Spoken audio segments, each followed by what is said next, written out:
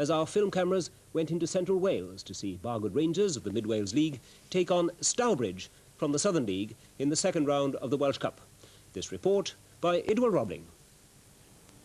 You won't find Bargod on the map. Bargod Rangers is the team of Drefach Felindre, the Dyfed village nestling comfortably in the valley. The population is small. These days it's mainly an agricultural community. The team takes its name from the stream which flows through the village and through the Llysnewydd meadow where the club played until 1973.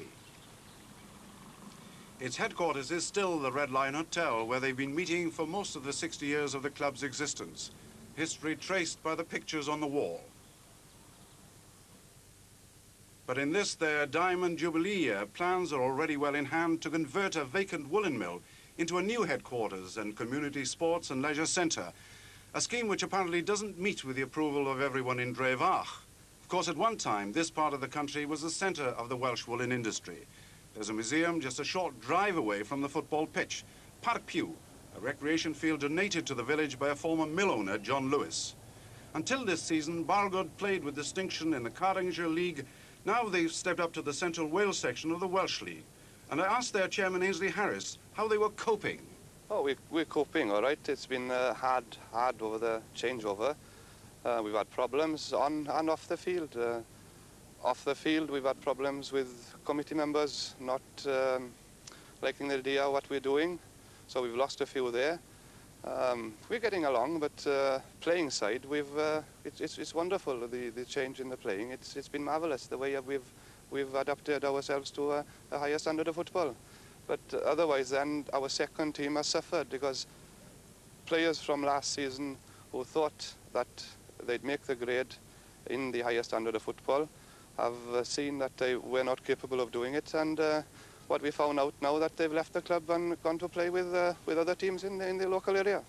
And today, of course, is perhaps one of the most important in the club's history, isn't it? The biggest game that you've had. Oh yes, yes. It's a very big game for us today to have Stourbridge down here playing us in the second round of the Welsh Cup. One thing I hope that we do win this, and we'll get in then with the teams like of Swansea or Newport. Fantastic if we get somebody got down here again. But Stourbridge from the Southern League, playing from left to right in the white shirts, had other ideas, and Bargod, looking overawed, soon found themselves under pressure. But John Llewellyn in the Bargod goal coped well until number 10, Dealey, headed across from the left to the unmarked number 8, Mark Rich.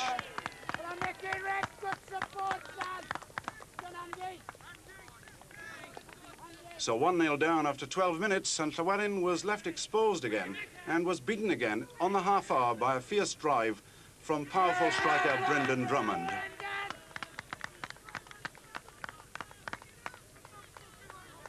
Llewellyn, looking disconsolate, must have thought at this stage that he was playing Stourbridge on his own, but pleased no doubt to see Adrian Howard test the visitors' goalkeeper with the only shot of the half. Just before half-time, Stourbridge scored again through number 10, Andrew Dealey, whose father Norman won an FA Cup medal for Wolves in the 1960 Cup final. Goal number 4 was scored by Mark Dowler with 6 minutes left, though it must be said that the local team had played with much more determination in the second half. The home supporters silenced, and worse to come. Drummond finally made it 5-0 with his second goal of the game. A disappointing day indeed for everyone connected with Bargod Rangers, not least the secretary and general manager, Michael Davis. Yes, a little bit disappointed with the end result. We planned quite a bit for the game.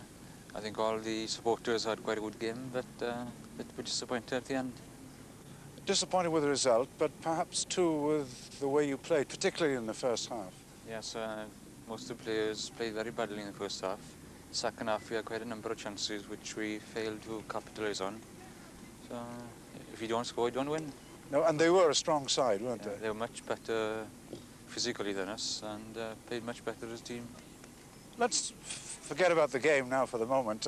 What does a general manager do in a club of this size? Mainly responsible to raise funds for to continue to keep the club going for the whole season. It's going to cost us roughly about £5,000 this year in our first season, and it's quite a big job at the moment. Is it a problem getting the money in? quite a big problem at the moment, but we're hoping to convert the disused mill in the village into a sports centre in the next 6 months or so, and hope the money comes in. And hope too, perhaps, that you will do a lot better in the Welsh Cup next season. Hope so anyway, yes. So, disappointment for Bargod, but a great win for Stourbridge, and they now go into the bag for the third round of the competition, the draw for which will now be made. Here's Eddie Harrison of the Football Association of Wales. Thank you.